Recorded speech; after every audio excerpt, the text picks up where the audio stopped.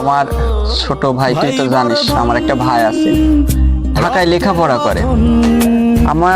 আমি যখন বড় ছিলাম, আমার ভাই যখন ছোট ছিল, আমার মা মারা গেছে। হ্যালো। হ্যাঁ বন্ধু বল। আরে তুই কোনে যাবি না সেখানে? আরে টাকা ম্যানেজ করতে পারিনি।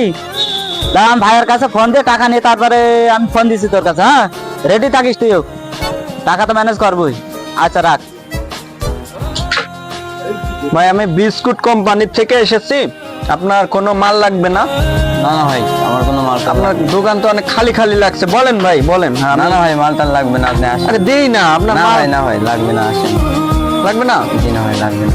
আজকে দিনটাই খারাপ, তাই তো আমার তো টার্গেট পূরণ হচ্ছে না, চাকরি বাঁচানোই দায় হয়ে যাবেন।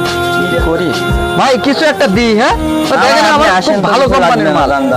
আসেন, আমার কিছু লাগবে না।